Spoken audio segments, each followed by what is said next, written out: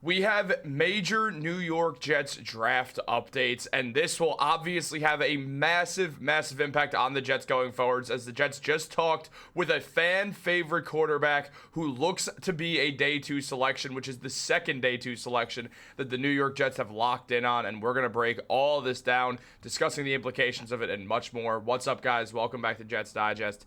It's Chris and Matt here, and we're going to jump right into things as always. And guys, if you're enjoying the content, make sure to subscribe if you're part of that 73% that's not subscribed to Jets Digest. It really helps us out a ton. As you can see, Matt just looked up at it. And as I've said before, if we don't get to below 70, then, well, I'm going to have to pour some sort of drink in Matt's car. I'm thinking grape juice right now. But let's jump into this. We do have a lot to discuss. The New York Jets, the NFL draft is going to be huge for them. They're a young team that is retooling their roster and building around a lot of younger players. They've let a lot of their key veteran guys go and have brought in more younger talents, specifically Justin Fields, but obviously also building off the young talent they have, whether it's a Garrett Wilson, Sauce Gardner, Jermaine Johnson, Breece Hall, to name one draft class specifically, or Will McDonald, or just really their entire draft classes that they've had recently. They have a lot of young talent, and now looking at this upcoming NFL draft, there's a ton of talent that we've talked about, especially with the first round, but now we've seen a bunch of day two targets who fans are absolutely clamoring for.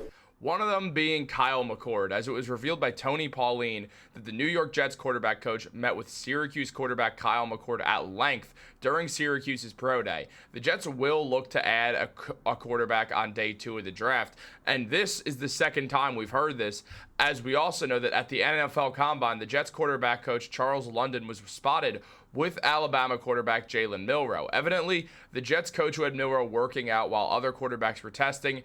There has been no in-depth explanation on the drills that the Jets had Milroe doing. It's worth noting, though, that the Jets have taken interest in the Alabama prospect should they decide to call him the signal caller, if they decide to draft him in that day two spot, whether it's round 2, round 3. But definitely interesting. It's looking like the Jets are certainly moving away from that first round quarterback buzz that we heard a lot with Jackson Dart specifically. Now, not to say Jackson Dart's still not an option. He absolutely is a guy who the Jets are clearly interested in, or just really, really trying to fool a specific NFL team or multiple NFL teams with the whole Jackson Dart saga.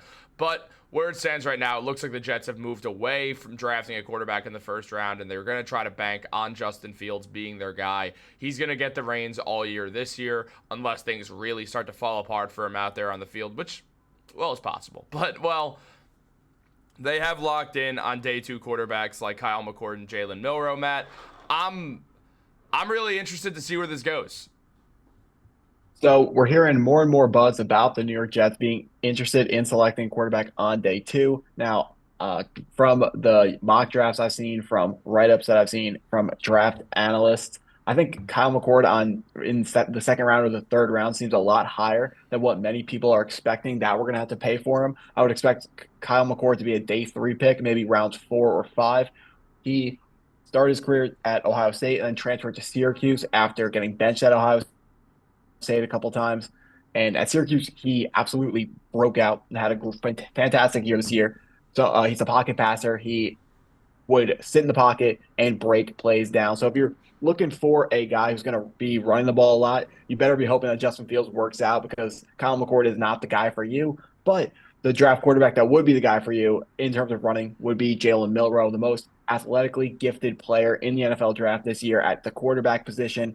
Yes, he's not a very polished passer at this stage of his career, but neither was Jalen Hurts, who also played at the University of Alabama, also made the playoffs at Alabama. Of course, Jalen Hurts took him a little bit farther than Jalen Milroe did, but we see what Jalen Hurts turned out to be in the NFL. So if we drafted the worst version of Jalen Hurts and got a worse NFL version of Jalen Hurts, I don't think fans would be – I feel like some fans would still enjoy watching that. I think a slightly worse version of Jalen Hurts at quarterback for the New York Jets would give us a much higher chance to win than what we've seen in the past. And maybe he wouldn't, take the Jets to a Super Bowl, but at least playoff appearances, longer playoff runs, and just more success overall at the quarterback position.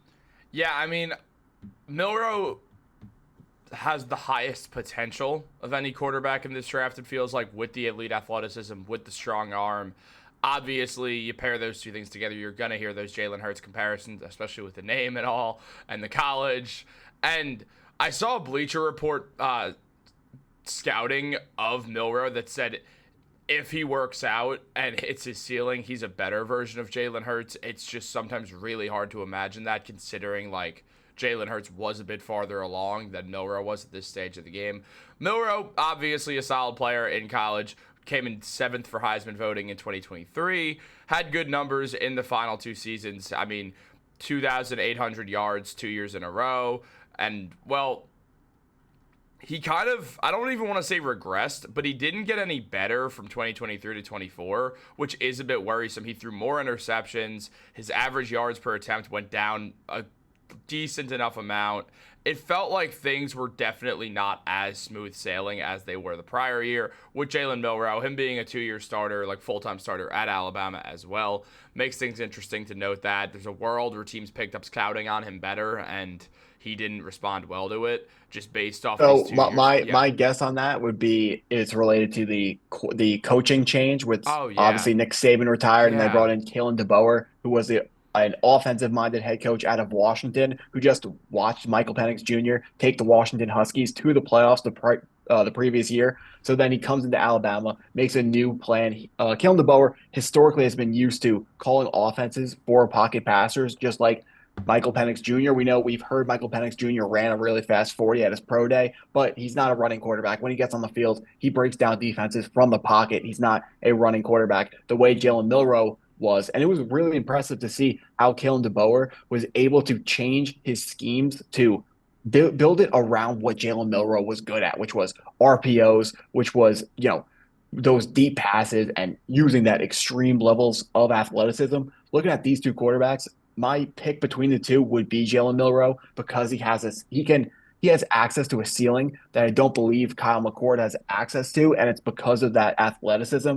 I think he has a stronger arm than Kyle McCord. So if you teach him how to read a defense, he will be a better passer than Kyle McCord, in my opinion. And of course, no one's going to argue against me when I say he's more athletic than Kyle McCord. So again, if he is able to learn how to routinely and just, consistently read defenses, he'll be able to pass the ball just as well as Kyle McCord will be at his ceiling, but he's going to give you those RPOs, an offense that looks like what the Ravens run with Lamar Jackson, what the Commanders run with Jaden Daniels, an offense where you never know what is coming at you next because the quarterback can run the ball or the running back can run the ball. So every time there's a mesh point, every time they're handing the ball off, you always are going to have to account for Jalen Milroe as well as the running back because Jalen Milroe at any time, he can pull that handoff out and just run the ball himself. Yeah, I mean, I would agree. I'd go with Milroe over McCord as well. I'd rather take the ceiling chance on it, especially when you look at what's been said about Aaron Glenn. He wants a quarterback who's going to be willing and able to run the ball. And I mean, I feel like when people hear that, you could like easily interpret that as he wants a quarterback who's like mainly just going to run the ball, especially after signing Justin Fields. It's more of a situation where he wants a dual threat quarterback. He wants someone who could do it both ways. And, well, Jalen Milroe, if he works out, he could be one of the best at that. I mean, looking at McCord, he's never going to be that guy. I mean, McCord's still good. As you mentioned, he got benched a few different times at Ohio State, ends up leaving, and has a great year at Syracuse. I mean, leads the ACC in completions, leads the ACC in passing yards with 4,779. I mean, yards per game the most, unsurprisingly, at 367.8. Look, Kyle McCord had a great year, and I mean, the man, it's important to note, he did grow up a New York Jets fan. He's from Pennsylvania, but grew up a Jets fan. So he's someone who would like to be on the New York Jets when it always just keeps coming back. All roads lead back to if you want to be a Jet, you're going to end up here. So certainly another reason why the Jets definitely met with McCord. It feels like McCord, I mean, he's not going to have the highest ceiling, but at the same time, he gives you a stable arm, and that's something the Jets haven't had in a long time. Just a guy who you could go out and trust and truly manage a game. But at the same time, I do like just his ability, I would say. Again, I'd rather Jalen Milroe, but that's where I stand. I tend to go with athleticism, and frankly, I like the ceiling chance, especially. Look, if they're to draft a quarterback this year and on day 2, it doesn't necessarily mean that they're going to be the quarterback of the future. There's a chance that there's a great chance they're going to try to make that player that. But you also have to consider one of the reasons why Justin Fields signed with the Jets was the fact that he was guaranteed that starting spot, and he didn't want to have to worry about losing it after the Steelers benched him for Russell Wilson. And the Jets, I mean, just looking at, I was just going through their opponents the other day, just like looking at the home games, looking at the away games, counting off wins, and like, dude, like best case scenario for what the Jets are right now, it feels like it's 7-10, and there's a world where that's like a 3-win season that the Jets walk into next year. I don't think it'll be, but there's a world where they win only around 3 games next year, and then they're in prime position to draft one of Arch or Nico or Drew Aller or whatever quarterback also just comes out of nowhere this season. Yeah, so I mean, if you are looking for a backup quarterback, I would think the round 2 or round 3 would be too high. But Kyle McCord, you could take him later than that to be the backup. I would rather sign a backup. I would rather go with a Tyrod Taylor or a Jameis Winston as a backup quarterback because he's someone who's a veteran, so you know they can handle life as a professional athlete because they've been doing it for so many years. Yeah. You know they're not going to try to overstep their job. They're not going to try to take away the starting job from the starting quarterback. They're also not going to be a problem in the locker room or in social media. So that's how I would go to address the backup quarterback. The Jets are also in a unique position backup quarterback wise, where Jordan Travis could always work out to be the long-term backup quarterback. I know a lot of Jets fans are very highly excited about him, and I could see him as a backup quarterback. The point of contention for me and Chris against Jordan Travis and where the fans were was people were saying he was going to be the long-term starter, Mm-hmm. which we never saw as a even realistic possibility. But as a backup, he absolutely could do that.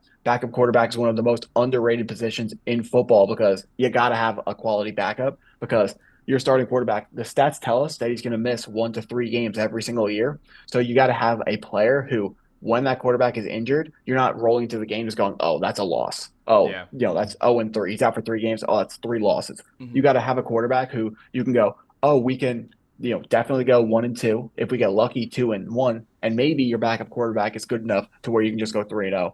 But Mm-hmm. obviously you got to put your quarterback in a position to succeed and make sure you got a solid offensive line and receivers around whoever that quarterback is.